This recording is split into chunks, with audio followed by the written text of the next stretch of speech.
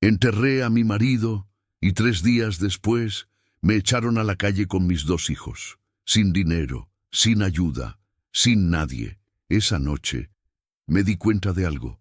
Nadie vendría a salvarnos. Entonces hice lo que cualquiera llamaría una locura.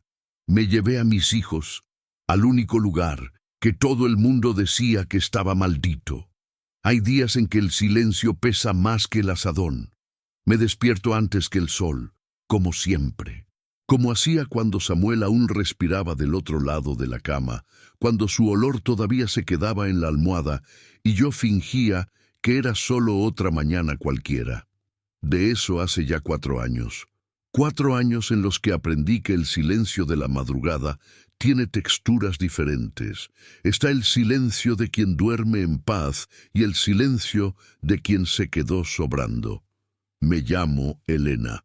52 años, manos gruesas de tanto trabajar, el cabello corto porque no tengo paciencia ni tiempo para andar con arreglos. Vivo en un ranchito a unos 12 kilómetros de Matehuala, en un pedazo de tierra roja que Samuel compró con 20 años de sudor y que yo me negué a entregar cuando él murió. Su familia la quería. Mis cuñados llegaron poco después del entierro, todavía con el olor a cirio en el traje, hablando de repartición, de herencia, de papeles. Los dejé hablar. Y cuando terminaron, les dije una sola cosa: lárguense de mi casa. No se fueron al momento, pero se fueron. El rancho tiene poco. La casa de 3 cuartos, el patio con el árbol de mango viejo que da sombra por la tarde, el gallinero que yo misma remendé 3 veces, la pequeña milpa de maíz y frijol que sustenta mi mesa, y la vaca morena, que es más compañía que otra cosa. También está el camino de tierra que pasa frente al portón y que, la mayoría de los días, no ve a nadie. Un carro de vez en cuando, una camioneta vieja, el repartidor del gas los jueves, nada más. Así es como lo quiero. Aprendí que mucha gente trae muchos problemas. Aquella mañana de mayo, el calor ya se sentía temprano, como pasa siempre en el semidesierto antes de que lleguen las lluvias. El cielo estaba de ese azul intenso, casi blanco de tan seco, y el polvo fino del camino se metía por la nariz aunque no hubiera viento. Me levanté a las 5, calenté el café de olla del día anterior, comí un par de gorditas con requesón que habían quedado y salí al patio con el azadón al hombro. La milpa necesitaba una limpia. La maleza crece rápido en esta época, aprovechando la poca humedad que aún queda en la tierra. Trabajé por 2 horas sin parar, escuchando solo el golpe del azadón en la tierra dura, los grillos que todavía cantaban en la orilla del monte, el cacareo lejano de las gallinas. El sudor me escurría por el cuello, por la espalda, empapaba la camisa. No me importaba. El sudor honesto es el único que no engaña. Así se me fue la primera mitad del día. Al mediodía, paré. No porque quisiera, sino porque el sol de mayo en estas tierras no perdona al que se le pone al tú por tú. Fui al pozo, me eché un balde de agua en la cabeza, me cambié de ropa, calenté un poco de arroz con frijoles y me senté en el porche. La sombra del mango llegaba hasta la orilla del cemento. La morena estaba quieta bajo la cerca de alambre. Ni ella se movía con ese calor. Fue cuando me acordé de Samuel. No es que piense en él todo el tiempo. Al principio sí. Al principio lloré más de lo que bebí agua. Pero con el tiempo el luto va cambiando de forma. No se va, solo va ocupando un lugar distinto dentro de uno, como una piedra en el zapato con la que uno aprende a caminar. Pensé en él porque los frijoles estaban buenos, como a él le gustaban, con mucho ajo, y no había nadie allí para compartir. Esas son las horas más duras, no las noches. Son los frijoles buenos que no tienes con quién repartir. Lavé los trastes, barrí la casa, les di maíz a las gallinas. Eran casi las 3 de la tarde cuando decidí revisar la cerca del fondo, que el prieto, el perro viejo que se me murió el año pasado. Solía rascar hasta abrir hueco. Todavía tenía la maña de ir a revisar, aunque ya no estuviera él. Agarré el machete para abrirme paso entre los matorrales y salí por atrás. La cerca estaba intacta. Regresé despacio, sin prisa. El calor había calmado un poco con la brisa de la tarde que a veces soplaba desde el arroyo seco. Rodeé la casa por fuera y fui hasta el portón de madera que daba al camino para ver si el alambre de la tranca necesitaba un ajuste. Y fue ahí. Ahí, en el suelo de tierra batida, recargada en el poste de madera de mi entrada, estaba una niña, pequeña, demasiado flaca, sucia de tierra roja de la cabeza a los pies, el cabello pegado a la frente por el sudor, las rodillas raspadas, una de sus sandalias con la correa rota. Dormía o estaba desmayada, no sabría decir. La cabeza le colgaba hacia un lado, con la boca apenas abierta. Me quedé parada un momento. El corazón me dio un vuelco. Miré hacia el camino en ambos sentidos. No había nadie. Ni un carro, ni una persona, ni rastro de polvo de alguien que acabara de pasar. Solo el silencio inmenso del monte por la tarde, con el viento columpiando las ramas secas de los huizaches allá al fondo. Abrí el portón despacio y me hinqué frente a ella. Niña. No se movió. Le puse la mano en la frente. Fiebre. Alta. Niña. Llamé de nuevo, un poco más fuerte. Esta vez abrió los ojos. Eran oscuros, profundos, llenos de un miedo que los niños no deberían cargar. Me miró sin parpadear por un segundo. Luego miró hacia el camino, como si quisiera salir huyendo. «No tengas miedo», le dije bajito. «No voy a hacerte daño». No dijo nada, solo me miró. Me senté en el suelo a su lado. No me levanté, no la llamé, no la jalé. Solo me quedé ahí a su nivel esperando. Aprendí con los animales que forzar el acercamiento asusta. A veces solo necesitas demostrar que no te vas a ir. Después de un rato, que no supe cuánto fue, preguntó con la voz ronca de quien no ha probado agua en horas. ¿Tiene agua, señora? Tenía. Me levanté despacio, entré a la casa y volví con un jarro grande y un pedazo de pan de rancho. Se bebió el agua de un trago, casi se ahoga. Sostuve el jarro para que no se le cayera. Luego se comió el pan dando mordidas pequeñas, como quien no confía en que habrá más. ¿Cómo te llamas?, le pregunté. Tardó en contestar. Luego dijo, Fernanda. Fernanda. ¿Cuántos años tienes? 8. 8 años. Sola, con fiebre, a la orilla de un camino de tierra que no lleva a ningún lugar donde una niña deba estar. No pregunté nada más en ese momento. Solo dije, «Pásale, voy a calentar un caldo». Ella me miró por un largo segundo, como si estuviera midiendo el peso de mis palabras en la balanza del miedo que cargaba.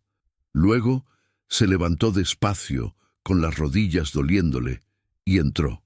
Y yo cerré el portón detrás de las dos. Lo que la fiebre no deja esconder. Hay cosas que uno reconoce antes de entenderlas.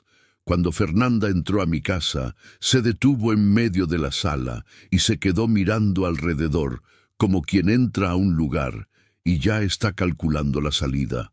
No era curiosidad de niña, era vigilancia. Esa mirada que uno desarrolla cuando aprende que los lugares nuevos pueden ser peligrosos. Yo conocía esa mirada. La había visto en el espejo los primeros meses después de que murió Samuel, cuando yo misma ya no sabía en quién confiar.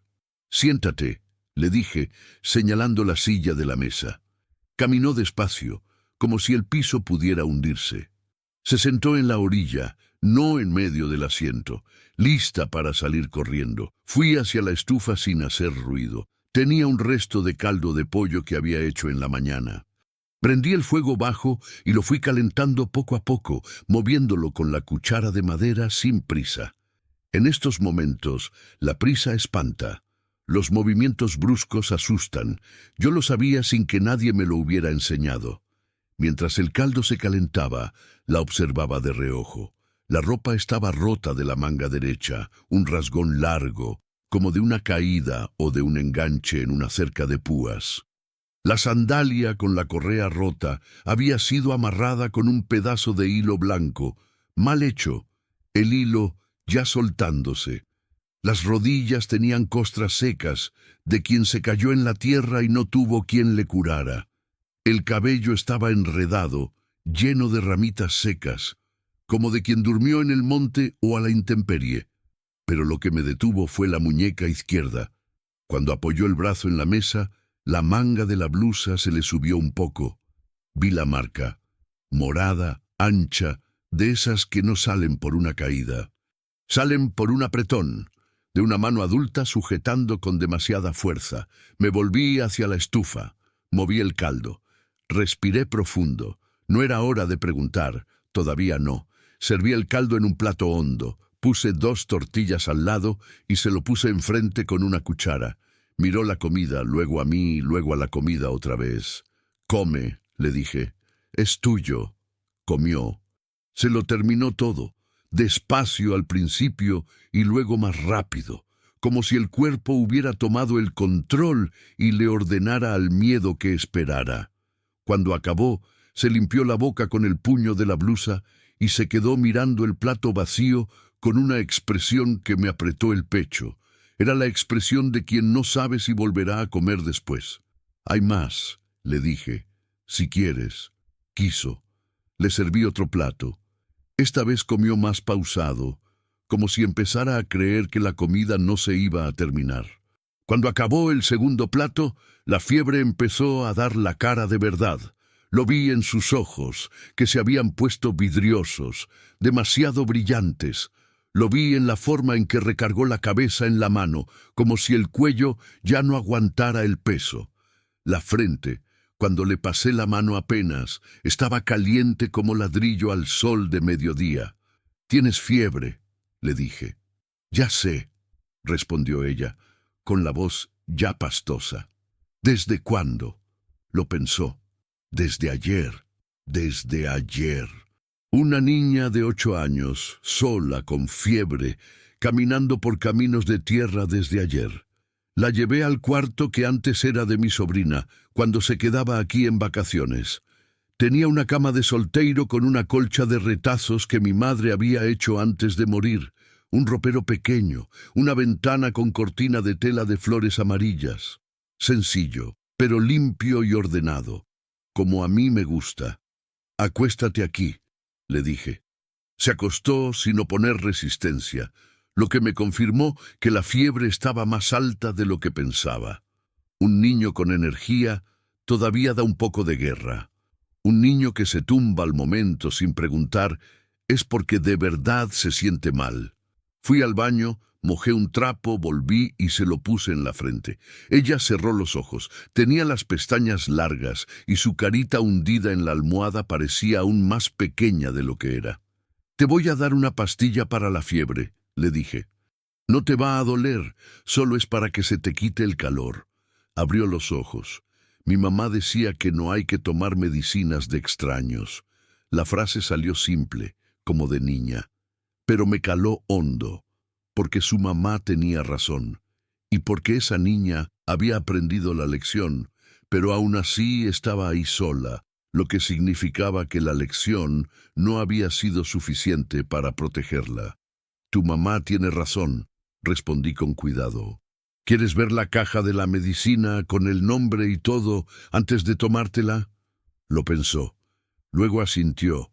Fui por el paracetamol, volví con la caja, le mostré el nombre, el empaque, la pastilla. La miró con la atención de una niña que ha tenido que crecer antes de tiempo. Luego abrió la mano, se tomó la pastilla con agua, se recostó y se quedó quieta. Me quedé sentada en la silla junto a la cama, sin hablar. La luz de la tarde entraba por la cortina amarilla y pintaba el cuarto de color oro. Afuera, los grillos ya habían empezado antes de tiempo, señal de que la noche llegaría temprano, y con frío. Fue en ese silencio cuando habló, con los ojos cerrados y la voz ya pesada por el sueño. Llevaba caminando 1 día y medio. No respondí de inmediato. Dejé que el silencio sostuviera la frase por un momento. 1 día y medio, repetí bajito, solo para que supiera que la había escuchado. Me salí de noche, cuando él se durmió. El corazón se me estrujó. No pregunté quién era él. No era el momento. Ella necesitaba sueño más que preguntas. «Aquí estás segura», dije solamente. No respondió, pero su respiración se fue haciendo más lenta, más profunda, y en pocos minutos se quedó dormida con esa entrega completa que solo los niños y los animales agotados pueden tener. Me quedé mirándola un rato. Había marcas que no había logrado ver antes. En el cuello, una línea fina y roja, de esas que quedan cuando alguien te jala de la ropa con fuerza. En la espinilla derecha, un moretón viejo que ya se estaba poniendo amarillo en las orillas. Cerré los ojos por un segundo.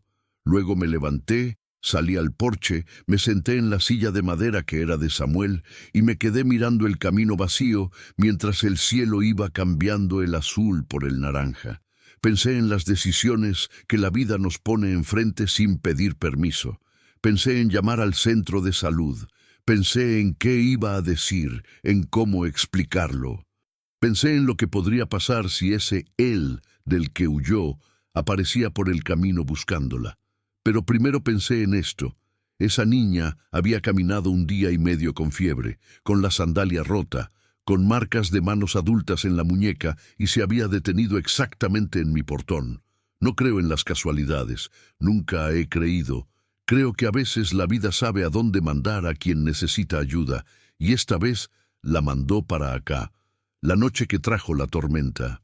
En el semidesierto, la lluvia no avisa. Decide. Estaba oscureciendo más rápido de lo normal cuando me di cuenta de que el cielo había cambiado de color. No era el naranja bonito del atardecer. Ese lo conozco bien. Era un naranja sucio, cargado, con las orillas moradas allá en el horizonte, del lado donde el monte se hace más espeso. El viento que antes era brisa se puso caliente y se detuvo de golpe, como si el aire estuviera aguantando la respiración. Los grillos callaron. Las gallinas se metieron solas al gallinero sin que tuviera que arrearlas. Mala señal, señal de tormenta fuerte. Entré corriendo, cerré las ventanas de atrás, puse el pasador de la ventana de la cocina que siempre se andaba soltando y eché una lona vieja sobre la leña que estaba afuera. Lo hice todo rápido, con esa prisa de quien sabe lo que viene. El que vive en el campo aprende a leer el tiempo como quien lee la cara de alguien cercano, por los pequeños gestos, por los silencios, por cómo cambia el aire antes de que pase nada. Cuando terminé y volví adentro, Fernanda seguía durmiendo. Fui al cuarto y la miré. La fiebre había bajado un poco. La frente ya no quemaba tanto y respiraba más tranquila, pero seguía en un sueño profundo, con su cuerpo recuperando lo perdido tras 1 día y medio de camino. La dejé tranquila, le subí la colcha de retazos hasta la barbilla con cuidado de no despertarla y regresé a la sala. Fue entonces cuando el primer rayo rajó el cielo. El trueno llegó justo después, tan cerca que hizo vibrar los vidrios.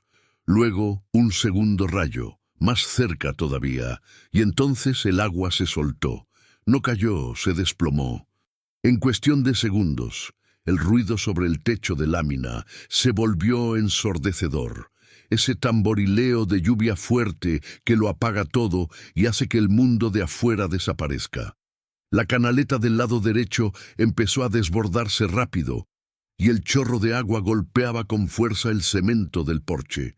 La luz parpadeó 1 vez, 2 veces y se fue. Me quedé a oscuras. Busqué en mi memoria el camino hasta el cajón de la cocina, caminé al tacto, lo abrí y saqué la linterna y las velas que siempre guardaba precisamente para eso.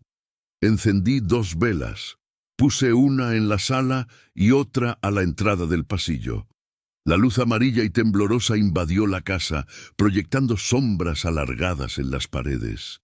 Fue entonces cuando escuché su voz en la oscuridad. «¿Doña Consuelo?» Me volví.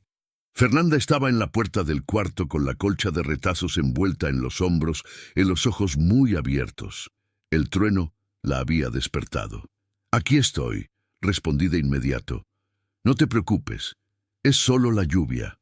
Ella miró hacia el techo, escuchando el golpeteo sobre la lámina. «Es mucha agua», dijo ella. «Sí, pero la casa aguanta.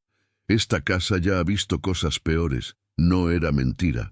La casa tenía 23 años y había pasado por tormentas que arrancaron árboles allá al fondo y derribaron el gallinero viejo 2 veces.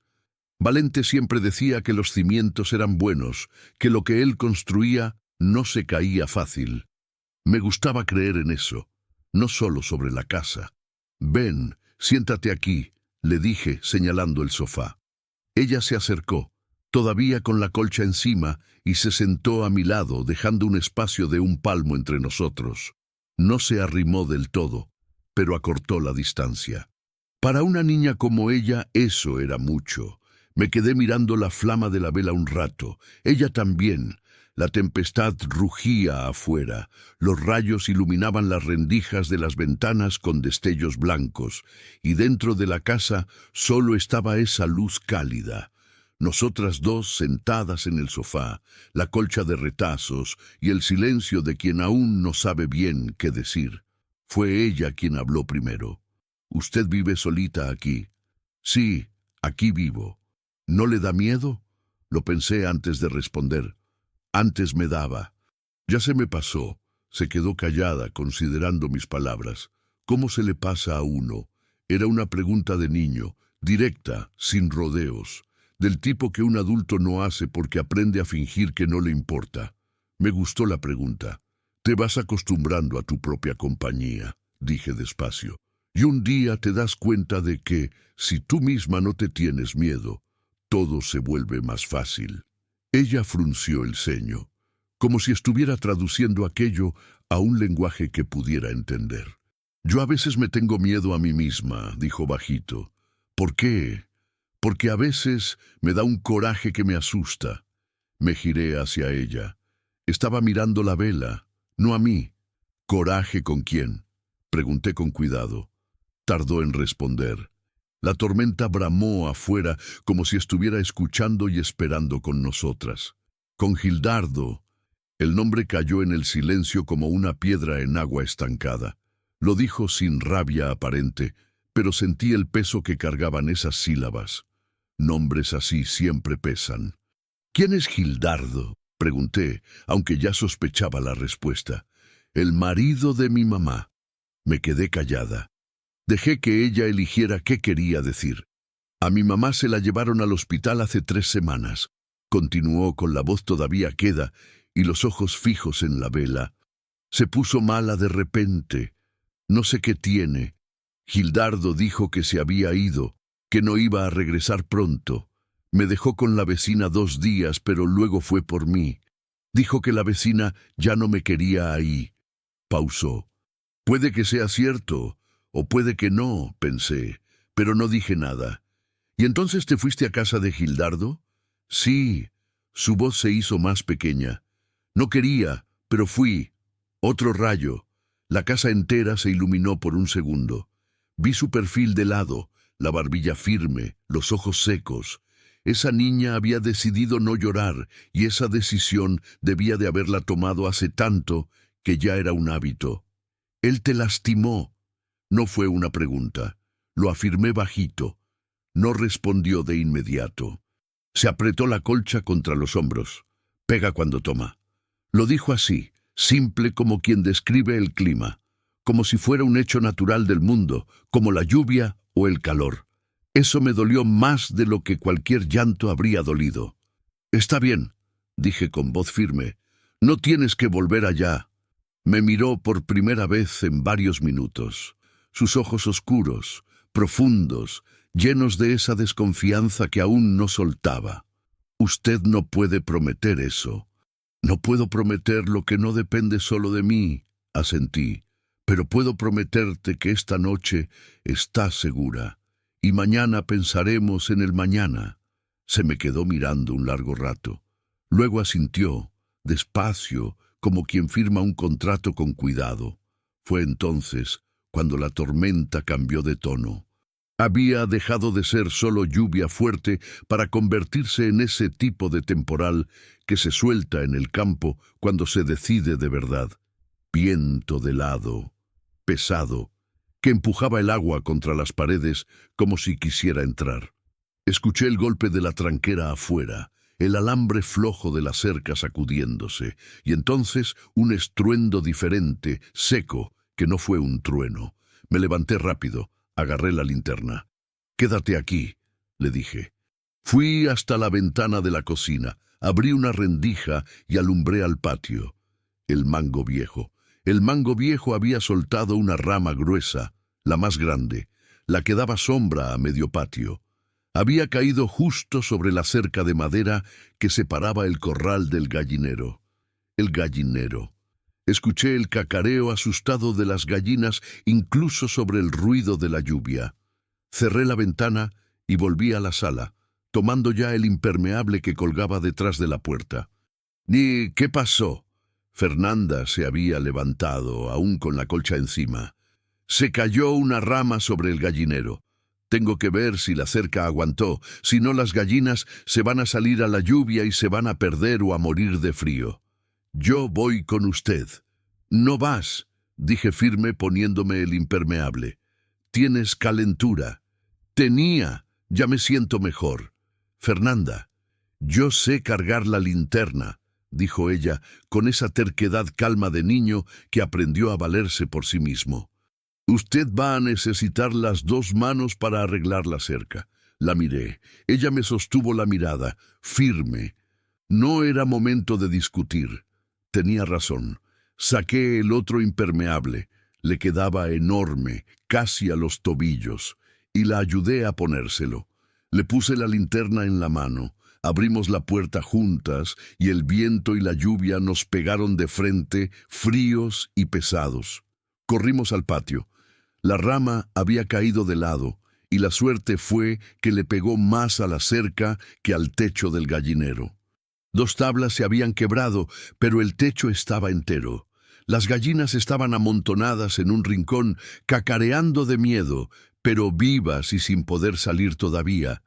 La misma rama bloqueaba el hueco que había abierto. «Ten la linterna apuntando aquí», le grité para que me oyera sobre la lluvia. La sostuvo firme con las 2 manos, apuntando exactamente donde yo necesitaba. Agarré el alambre que siempre dejaba enrollado en un clavo por fuera del gallinero. Lo corté con las pinzas que traía en el bolsillo y sujeté las tablas quebradas como mejor pude en esas condiciones. No era un arreglo, era un remiendo, lo suficiente para pasar la noche. Nos tomó unos 20 minutos bajo el temporal, a oscuras, con el barro rojo subiéndonos por los pies. Cuando terminamos entramos corriendo, chorreando agua por todo el pasillo. Le quité el impermeable, luego el mío, y nos quitamos los guaraches enlodados. Traje toallas, le sequé el pelo a ella primero, luego el mío. Estaba temblando un poco, pero era de frío, no de miedo. Me aseguré de notar la diferencia. «Anda a cambiarte», le dije. Saqué uno de mis camisones y lo dejé sobre la cama antes de salir. Ella se fue. Yo hice lo mismo. Me cambié y volví a la cocina. Puse a calentar leche con canela, porque era lo que mi mamá hacía cuando yo era niña y tenía un susto o frío. A veces uno no inventa, uno solo repite los cuidados que recibió. Fernanda volvió con el camisón grande, el pelo todavía húmedo, pero los ojos menos tensos. Se sentó a la mesa, aceptó el jarro de leche con las 2 manos y bebió despacio. Nos quedamos un rato así, escuchando cómo la lluvia amainaba afuera. El viento se calmaba y los truenos se alejaban. Cuando terminó su leche, bostezó. Un bostezo largo, honesto, de niña que finalmente se entrega al cansancio. «Vete a dormir», dije. «Mañana pasará la lluvia». Se levantó, caminó hacia el cuarto y en la puerta se detuvo. Se dio la vuelta hacia mí. «Doña Consuelo». «¿Mande? Usted me agarró la mano allá afuera. Cuando me resbalé en el lodo, me sostuvo. No recordaba haberlo hecho conscientemente. Había sido automático. Ella se resbaló y mi mano reaccionó. Fue sin querer, dije. Ya sé, respondió ella, pero se sintió bien y entró al cuarto. Me quedé sentada a la mesa de la cocina un buen rato, con el jarro vacío frente a mí, escuchando la lluvia finita que quedaba del temporal, goteando despacio del canalón. Pensé en Valente. Pensé en cómo siempre decía que uno no escoge las historias que la vida trae, solo escoge qué hacer con ellas. Pensé en cómo me había pasado 4 años creyendo que mi historia se había acabado cuando la de él terminó. Y pensé que tal vez, solo tal vez, me había equivocado en esa cuenta. El nombre que no sabía decir. La mañana después de la tormenta tiene un olor que no existe en ningún otro momento. Huele a tierra mojada, a pasto lavado, a aire limpio de polvo. Es el olor de lo que fue sacudido y sobrevivió. Me desperté temprano, como siempre, pero esta vez no fui directo al patio. Fui primero a la puerta del cuarto donde dormía Fernanda. Abrí una rendija y miré. Estaba de lado, con el pelo desparramado en la almohada, respirando hondo y despacio. La fiebre se le había quitado. Lo sabía por la forma en que dormía, suelta, sin esa agitación de quien lucha contra su propio cuerpo por dentro. Cerré la puerta con cuidado y fui a preparar café. Mientras el agua hervía, salí al patio a ver los daños de la noche. La rama del mango había arrancado un trozo de la cerca más grande de lo que pude ver bajo la lluvia. Las 2 tablas quebradas ya las conocía. Pero había otra chueca, casi zafada, y el alambre de emergencia estaba cumpliendo. Pero no iba a durar más de 2 días. Necesitaba madera nueva. Necesitaba ir al pueblo. Miré el cielo. Estaba despejado, limpiecito, con ese azul de después de la lluvia que parece pintado. El camino allá afuera debía estar lodoso, pero transitable. Si salía temprano, regresaba antes del mediodía. El problema era Fernanda. No podía llevármela así, sin saber nada, sin haber hablado con nadie. Una niña de 8 años aparece de la nada, con marcas en el cuerpo, huyendo de alguien. Eso no es algo que se resuelva a solas a base de silencios. Yo lo sabía, pero también sabía que cada paso en falso podía ponerla de regreso exactamente de donde había escapado. Tenía que pensar, necesitaba información, necesitaba, antes que cualquier cosa, hablar con ella de verdad. Serví el café, partí pan, puse mantequilla y un poco de requesón. Lo puse en la mesa con calma, como si fuese un día cualquiera. Cuando Fernanda apareció en la puerta de la cocina, ya estaba todo listo. Miró la mesa, me miró a mí, y esta vez no se quedó en la entrada esperando permiso. Se acercó y se sentó. Fue un gesto pequeño, pero me fijé. ¿Dormiste bien?, pregunté. Sí, dijo. No me acuerdo de haber soñado nada. Esa es buena señal. ¿Sí? Cuando uno tiene miedo de verdad, sueña mucho. Cuando descansa en serio, no sueña nada. Consideró aquello mientras untaba mantequilla al pan con la atención de quien realiza una tarea importante. Entonces hace mucho que no descanso en serio, dijo sin drama, solo constatando un hecho. Me tomé el café sin responder. Tenía razón y las 2 lo sabíamos. No hacía falta comentar más. Después de que terminó de comer, mientras yo lavaba las tazas, fui sacando el tema poco a poco. Fernanda, tengo que ir al pueblo hoy por madera para arreglar la cerca. Me detuve y enjuagué la taza. Pero antes de irme, quería platicar contigo de una cosa. Se quedó callada a mis espaldas. Seguí lavando, de espaldas, porque a veces es más fácil hablar cuando no se cruzan las miradas. Me contaste de Gildardo, de tu mamá en el hospital. Pausé. Pero necesito saber más para poder ayudarte bien. No como me parezca a mí, sino como sea lo mejor para ti. Silencio detrás de mí. Me sequé las manos con el trapo y me volví despacio. Tenía las manos en la orilla de la mesa mirando el mantel de cuadros como si estuviera leyendo algo ahí. «Si le cuento», dijo despacio, «usted me va a mandar al DIF». No era una pregunta, era una advertencia. Sabía cómo funcionaba el mundo de los adultos para niños como ella. «Tal vez el DIF deba saberlo», respondí con honestidad. «Pero no voy a hacer nada sin decirte antes qué voy a hacer. Y no voy a hacer nada que te ponga otra vez en manos de Gildardo. Eso te lo puedo prometer». Levantó la vista, me miró por un largo rato.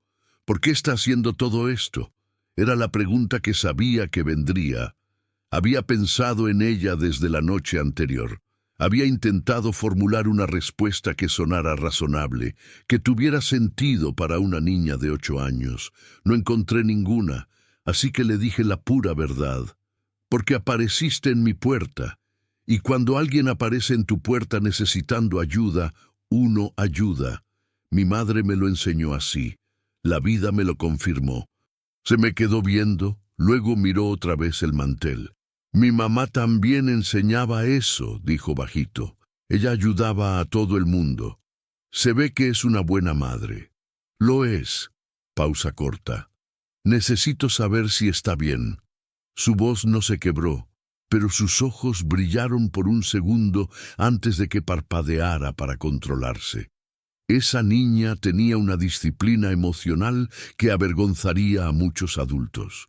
«Vamos a averiguarlo», dije. «Pero para eso necesito que me digas el nombre del hospital y el nombre completo de tu mamá». Y ahí, en la mesa de la cocina, con la luz de la mañana entrando por la ventana y los grillos todavía cantando en el pasto mojado, Fernanda me lo contó. Su mamá se llamaba Rosángela. Rosángela Ferreira de los Santos. La habían internado en el Hospital Regional de Huichapán hacía 3 semanas, con un dolor en el pecho que el médico del centro de salud mandó investigar. Fernanda no sabía el diagnóstico. Gildardo no se lo decía, y cuando preguntaba, él le contestaba que los niños no tenían por qué saber cosas de grandes. Gildardo Sousa. Vivía en un rancho como a 30 kilómetros de ahí, del otro lado del arroyo, en los límites con el siguiente municipio. Tenía una camioneta negra, vieja, que hacía mucho ruido de motor antes de aparecer, lo que daba tiempo de esconderse. Tomaba mezcal cada viernes y sábado sin falta. Los otros días era impredecible. «¿Me va a buscar?», preguntó ella. Lo pensé antes de contestar. «No lo sé, puede que sí». «Yo no le caigo bien», dijo ella, todavía sin drama. «Me lo dejó claro muchas veces, así que puede que no me busque». Esa frase, dicha así, sencilla, con esa aceptación tranquila de una niña que ya había procesado el rechazo de los adultos y lo había guardado en el lugar correcto de su memoria, me golpeó en el pecho de una manera que no esperaba. Tuve que darme la vuelta otra vez, fingir que acomodaba algo en el fregadero para que no viera mi expresión. Respiré. «Está bien», dije cuando sentí que podía hablar. «Entonces el plan es el siguiente. Voy al pueblo. Voy a comprar la madera y también pasaré por la farmacia, el centro de salud, y llamaré al hospital para saber de tu mamá. Tú te quedas aquí». «¿Aquí sola? ¿Sabes usar la estufa?». «Sí». «¿Sabes cerrar las ventanas si cambia el clima?». «Sí». «Entonces te quedas. Voy a dejar comida lista. Te dejo la llave de la puerta trasera. Si aparece un coche o una moto en el camino, entras y cierras. No le abras a nadie». Ella asintió, seria, como quien recibe instrucciones importantes. «¿Y si él aparece?», preguntó. «Él», no dijo Gilmar, como si el nombre fuera demasiado grande para caber en su boca. «Si aparece cualquier coche o persona en el camino, entras y cierras», repetí. «No importa quién sea». Asintió otra vez. «Hice arroz con pollo deshebrado antes de salir. Lo dejé en la olla tapada con un trapo encima. Dejé una taza con agua. Dejé la linterna en su cuarto.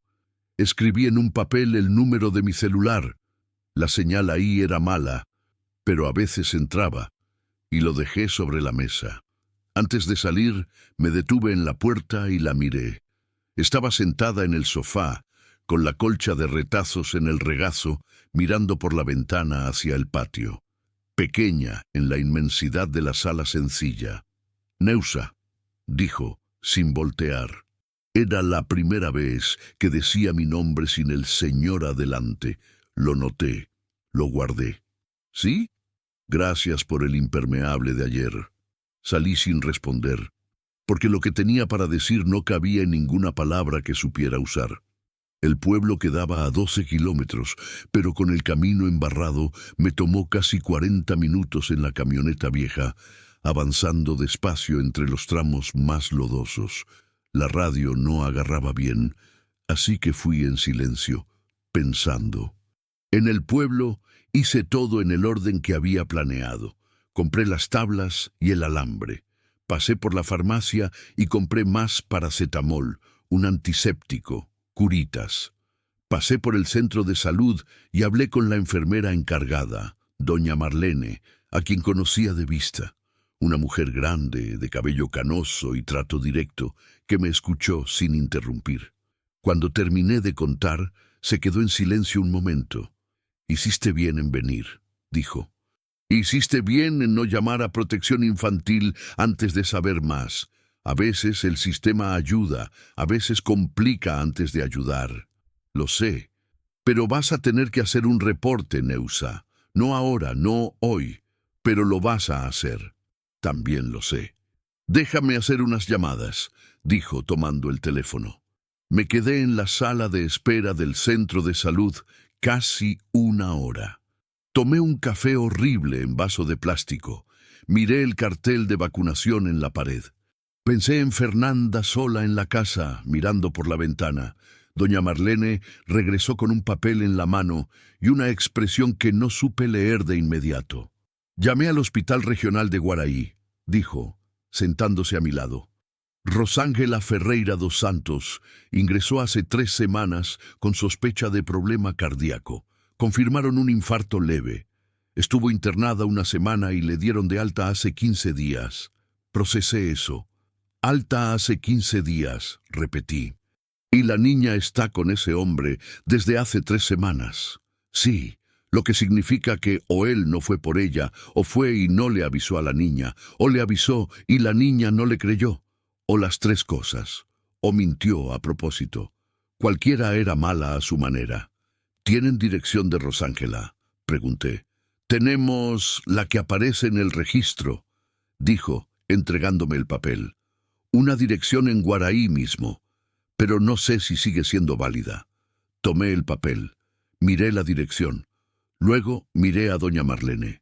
«¿Y ahora?», me miró con ese aire de quien ya ha visto demasiado y aprendió que las respuestas simples a veces son las únicas que funcionan. «Ahora regresas a tu casa, cuidas a la niña y mañana temprano intentamos hablar con su mamá». Pausa. «Pero Neusa, si ese hombre aparece en tu propiedad, llamas al delegado. Don Raimundo es complicado, pero aparece cuando hace falta». Asentí. Agradecí. Salí. En el camino de regreso, con las tablas sacudiéndose en la caja de la camioneta y el papel con la dirección en el bolsillo, pensé en algo que Valdecir decía cuando nos metíamos en problemas por ayudar a alguien, porque no era la primera vez que pasaba cuando él estaba vivo. Decía, uno no elige la marea, Neusa, solo elige si nada o se hunde. Aceleré en la recta antes de llegar a casa. Iba a nadar. Cuando llegué, la camioneta entró por el portón y yo ya estaba mirando hacia la terraza antes de apagar el motor.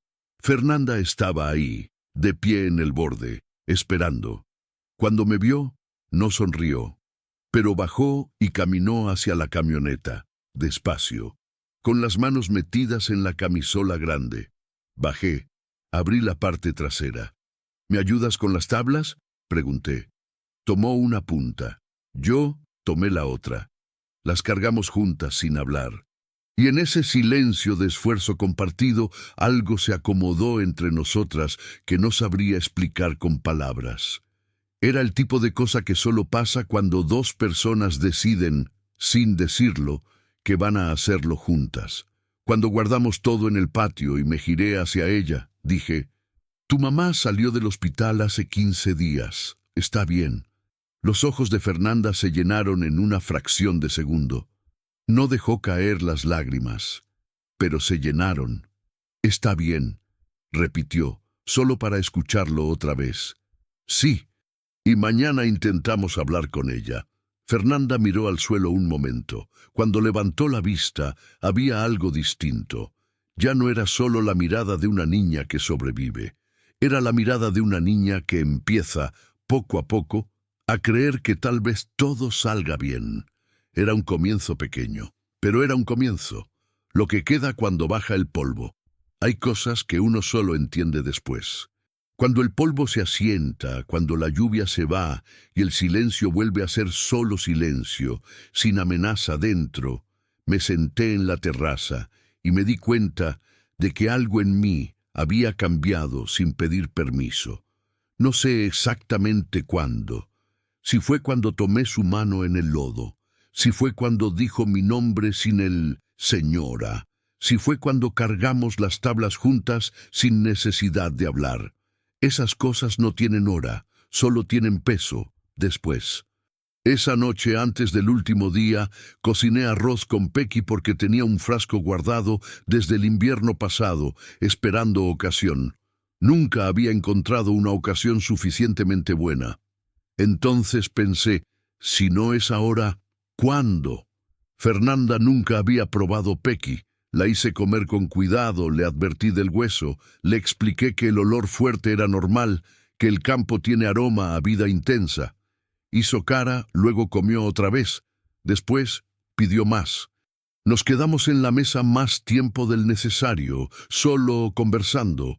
Me habló de la escuela que le gustaba, de una maestra llamada Doña Fátima, que la dejaba quedarse en el recreo ayudando a ordenar los libros de la pequeña biblioteca del salón.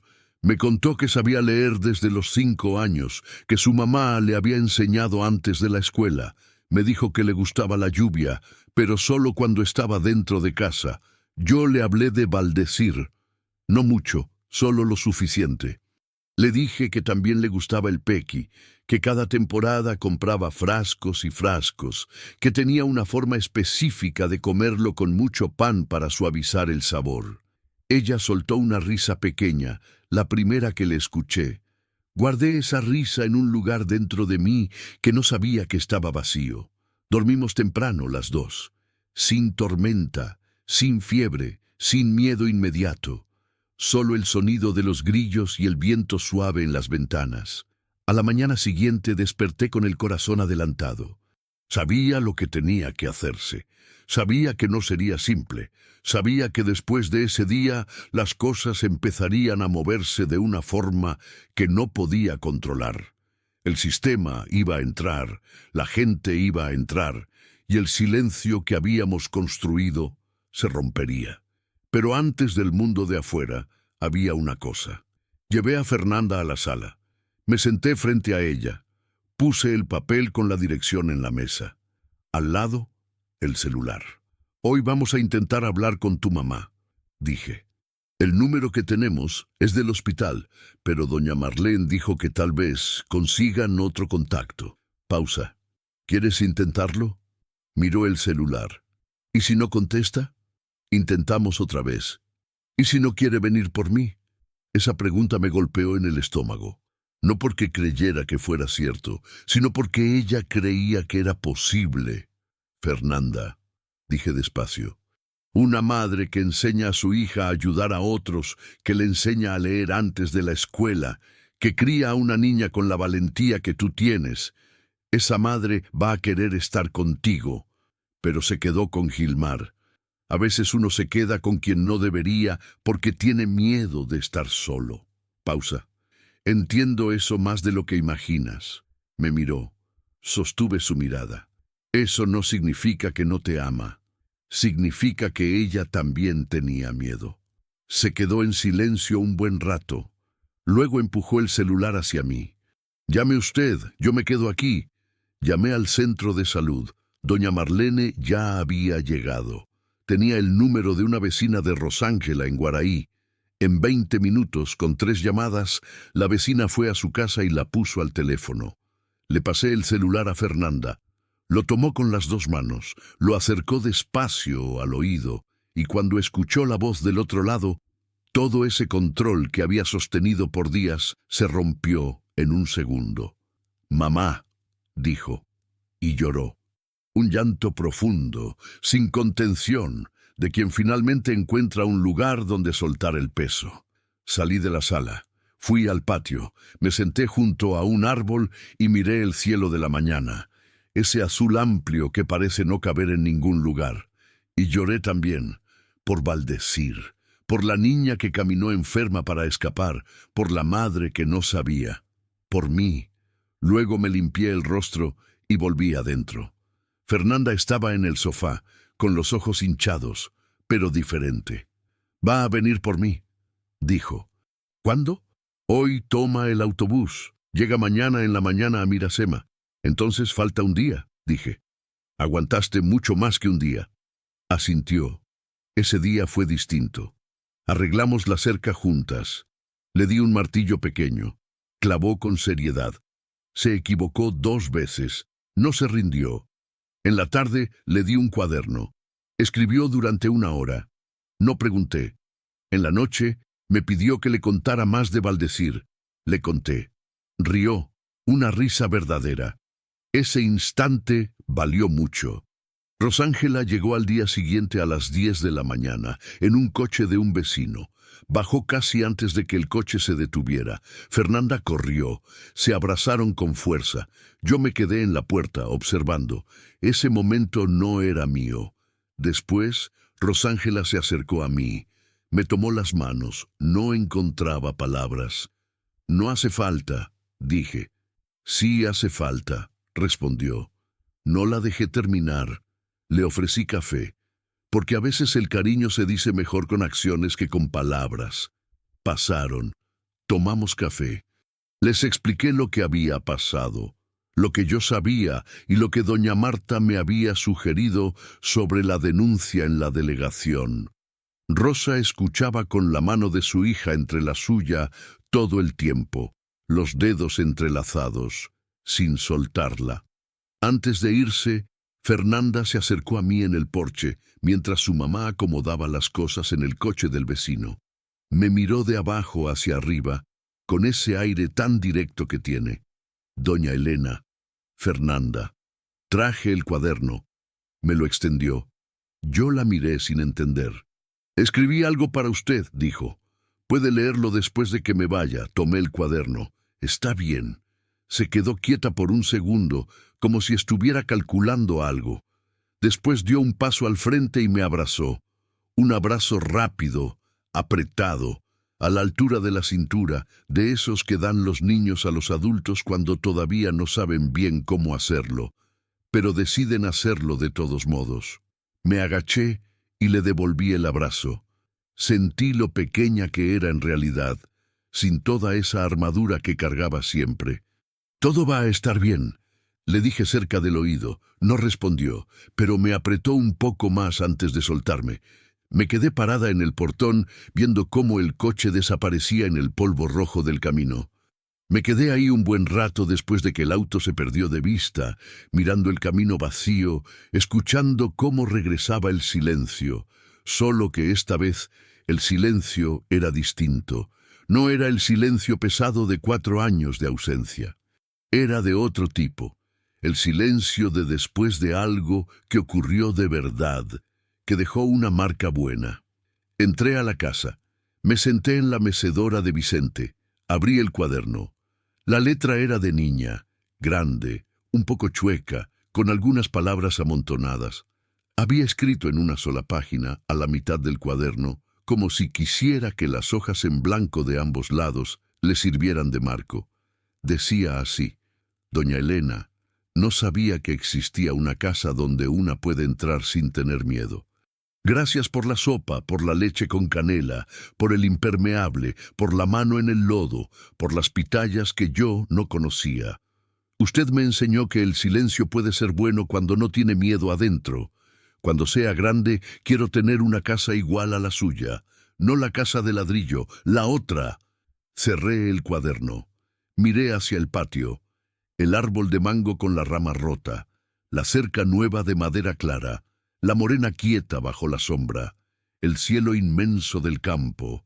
Un azul que llenaba los ojos. Pensé en Vicente. Pensé que él habría dicho algo simple en ese momento, como siempre lo hacía. Algo que parecía poco, pero que lo era todo. Él tenía el don de resumir lo importante en una frase corta. Yo no necesité ninguna frase. Me levanté. Fui a la cocina. Calenté el café del día. Me senté a la mesa sola, como siempre, pero con el cuaderno a mi lado. Y por primera vez en 4 años, el silencio no pesaba. Tenía, allá adentro, la risa de una niña que probó pitayas por primera vez. Tenía el ruido de un clavo siendo martillado con seriedad. Tenía el olor a leche con canela en una noche de tormenta. Tenía, sin que yo lo hubiera pedido y sin saber que lo necesitaba, el recuerdo de que la vida todavía sabía cómo encontrarme y que cuando ella llama a la puerta hay que abrir.